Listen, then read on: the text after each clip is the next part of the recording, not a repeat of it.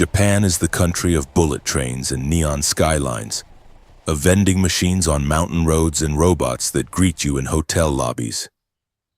That is the Japan the world sees.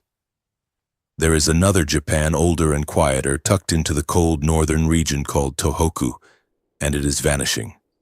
Not in earthquakes, not in tsunamis, not in the nuclear crisis the cameras remember. It is vanishing the way a candle goes out in a room where no one is watching.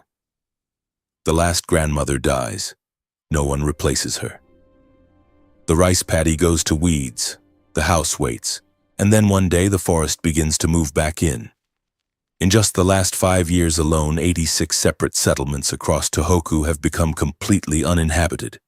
No headlines, no mourning, no moment of silence. They were simply there, and then one quiet morning they were not. These are 10 of them. And there is a word in Japanese that most Japanese people will never use in their lifetime. Genkai Shiraku. It translates roughly as marginal settlement, though the precise definition is colder and more mathematical. A Genkai Shiraku is any hamlet where more than half of the residents are over the age of 65, where the community has crossed the statistical line beyond which it can no longer sustain itself. There is a second word, heavier than the first. Shometsu Shiraku, a hamlet that has ceased to exist entirely. In Tohoku alone, there are roughly 5,500 of these small settlements, and close to half of them now meet the marginal definition. Across Japan, there are an estimated 9 million vacant houses, a number that keeps climbing every year, most of them in rural prefectures where the young left and never came back. Yet the engine behind this is not dramatic. It is decades of slow youth exodus to Tokyo and Osaka, a national birth rate among the lowest on earth, and an economy that no longer needs the rice terrace or the fishing cove.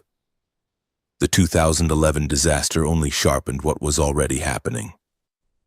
The villages that follow are not exceptions. They are the pattern. Number 10. A mountain hamlet in Yamagata. It sits tucked into the folds of the U Mountains on a steep slope where the rice paddies were once cut into the hillside like staircases. At its mid-century peak, a few hundred people lived there. Rice in summer. Snow to the rooflines in winter. Generations that knew the shape of every stone in the terrace walls because their grandfathers had laid them by hand. Then the trains ran faster to Sendai. Then the highways opened to Tokyo. And the young, one by one, and then in whole graduating classes left. The school closed in the 1970s. Its clock, the last time anyone checked, was still frozen at the hour it was shut. By the early 2000s, a handful of elderly residents remained, tending small gardens between houses that no one else opened anymore. The last funeral was held quietly. The last postbox was emptied, then forgotten. Snow now buries the traditional Kaminka farmhouses each winter, and nobody shovels them out. This is the quietest version of the ending. It gets louder. Number 9. A remote village at the edge of Aomori in the foothills of the Shirakami Mountains. This is heavy snow country. For months each year, the valleys fill like bathtubs, and the roads themselves become rumors. Centuries ago, villagers here practiced shugendo, in the mountain worship that treated the peaks as living things. A small shrine still stands at the edge of the hamlet. Its Ema prayer plaques, once hung thick with handwritten wishes, have been washed blank by the weather. Its torii gate is slowly losing its red to the rain. The census tells the rest in numbers. Across 2 generations, the village shed over 80% of its population. No folklore is needed here to make it eerie. The real eeriness is a shrine no one visits, a path no one walks to it anymore, and a silence that has nothing to interrupt it. 1 or 2 elderly holdouts remained into the 2000s, known to neighboring towns but rarely seen. Then they too were gone. The hamlet was formally absorbed into a larger administrative unit, which is the bureaucratic way of saying it no longer counts as a place. Number 8. In a hamlet in the deep mountains of Akita, one of the settlements catalogued in the local historical society's archives of vanished villages. It was founded in the Edo period when the work was charcoal. Men felled the forest slowly, burned it slowly, and carried the sacks down the mountain to buyers who paid in coin that was saved for taxes and funerals. Small-scale rice came later. A schoolhouse appeared by the Meiji era, a single room, a single teacher. By the middle of the 20th century, the population sat comfortably in the low triple digits. Then the charcoal economy collapsed. Coal, then oil, then electricity ended the reason for the village to exist. Young men took factory work down in Akita City. Their wives followed. Their children were born in apartments instead of kaminka. By the 1990s, the register showed a single-digit population. Today, nothing standing remains except foundations in the undergrowth, a small cemetery that descendants still drive hours from distant cities to tend, and a dirt road the prefecture has stopped plowing. The bodies stay. The name stays on paperwork. Everything else has been returned to the mountain that allowed the village in the first place. Number 7. An interior village in Iwate, tucked into the Kitakami Highlands where the winters are long and the summers arrive late and brief. This was sericulture country once, silkworms. For generations, the women in these mountains raised the worms and spun the thread, and the thread fed the families. Then synthetic fibers arrived in the middle of the 20th century. Nylon, polyester. The national silk industry collapsed almost overnight. Iwan never came back. The village lost its economic reason first, then slowly it lost its social reason. Then it lost almost everyone.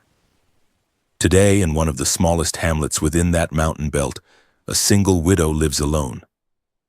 Her vegetable garden is the only patch of turned soil for a mile.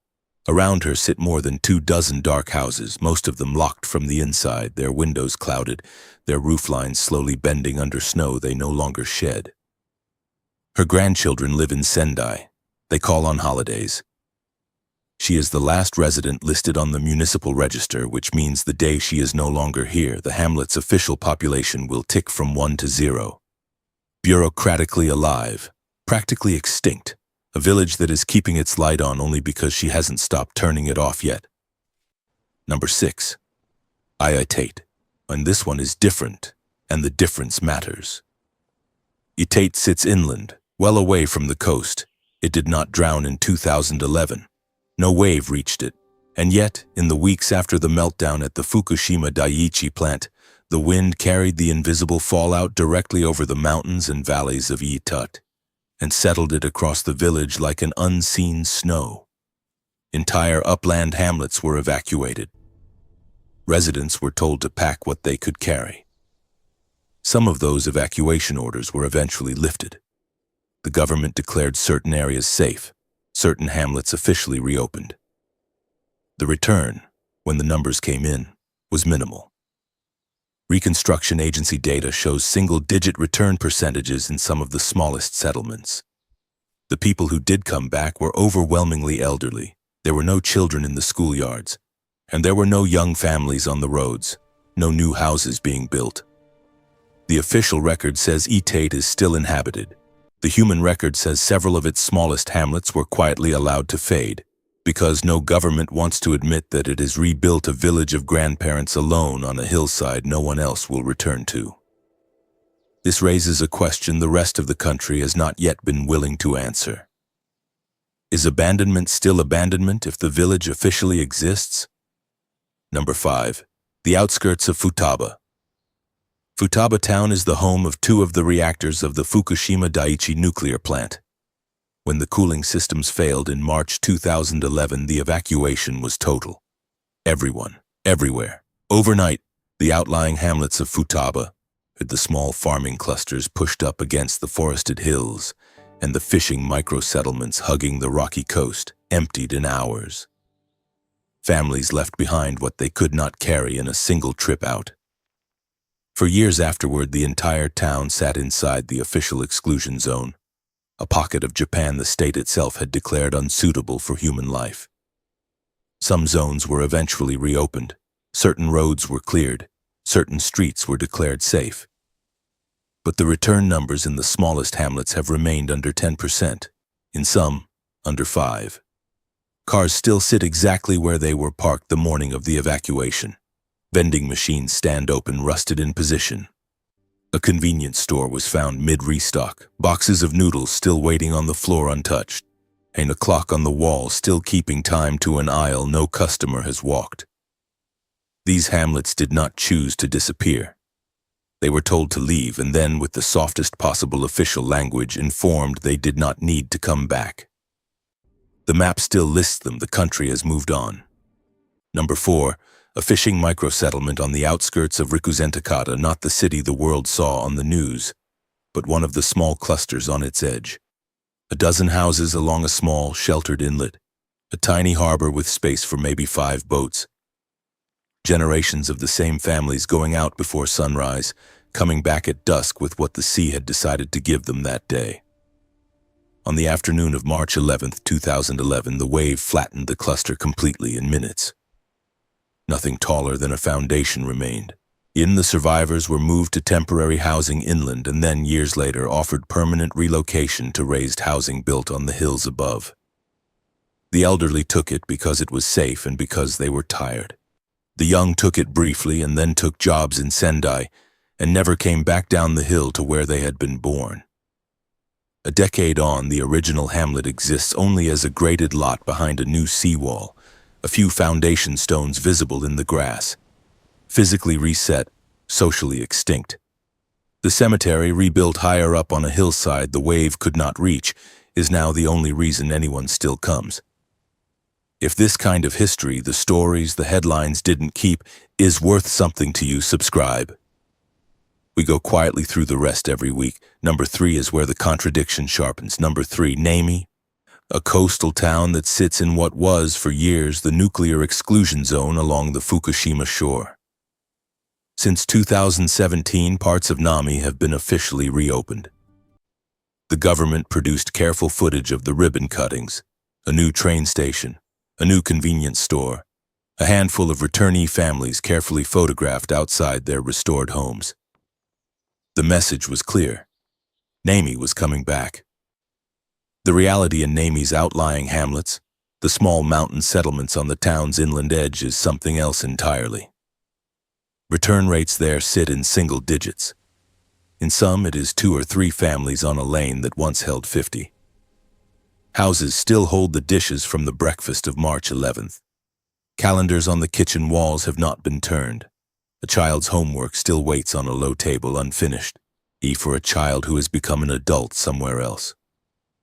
The elderly returnees, a few brave, a few simply unwilling to die anywhere else, tend small gardens alone while the rest of the settlement quietly collapses around them. This is where the contradiction this whole story has been circling finally lands. Japan can declare a place alive. The signs can say open, the trains can run, the station can have a name, and the village can still be, in every way that matters to a human being, gone. Official revival and actual revival are not the same thing. Nami is the clearest proof. Number 2. Matsuo Mine. High on the shoulders of Mount Hachimantai, deep in the cold interior of Iwate, there is a town sitting at 900 meters of elevation that no one lives in anymore. Matsuo operated through the middle of the 20th century as one of Asia's largest producers of sulfur. At its peak, more than 15,000 people lived and worked there. Miners and their families, engineers, teachers, doctors, their children. It was not a camp, it was a city, and for its time it was a remarkable one. Matsuo had some of the first centrally heated, reinforced concrete apartment blocks ever built anywhere in rural Japan, designed to survive mountain winters that buried the lower villages in snow. It had a full hospital.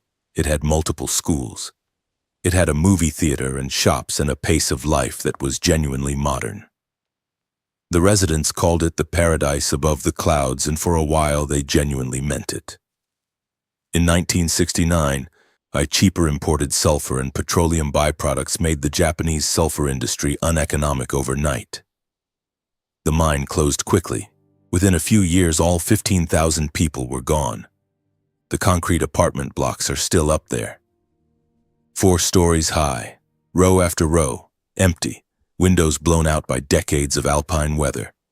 Balconies where children played now open straight onto nothing. Snow drifts down hospital corridors that once rang with daily life.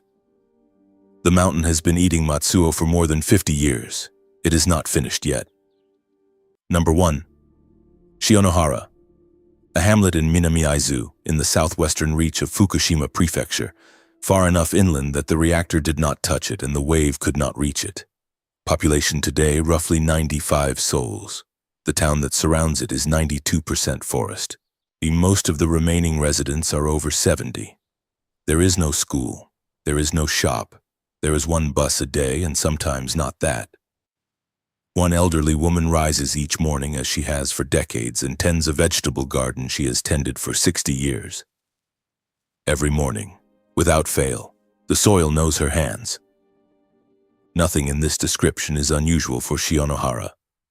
This is a normal day. Population projections for the hamlet are quietly devastating. Within 10 to 20 years, Shionohara will effectively cease to exist. Not because of earthquake, not because of tsunami, not because of radiation. Because time has been finishing what it quietly started decades ago, and time does not need to hurry. Every other village in this list has already disappeared. Shionohara is disappearing right now. Tonight its lights are still on, and the woman will turn off her kitchen lamp before she sleeps. Somewhere in the hamlet another lamp will flicker on as someone walks down a hallway, and the village will sit inside its own dusk, still alive, still counted, and already knowing exactly how this ends. Pull back far enough from the ground, and these 10 villages stop looking like 10 villages. They start looking like one long sentence the country has been writing for 70 years, and the period at the end is still being placed. Nature does not ask for permission. The rice paddies go to wildflowers first and then to young pine. The shrines soften, the roads narrow. The names on the old maps lose their addresses. There are efforts to reverse it. Akiya revival programs. Young families offered empty houses for the cost of their renovation. Small reversals, genuine ones, even worth more than statistics suggest. But most of these places are not coming back, and pretending otherwise does not honor them. A country is not only its skylines, it is also its oldest rooms. And when those rooms go dark, something in the national memory goes with them that cannot be rebuilt in Tokyo.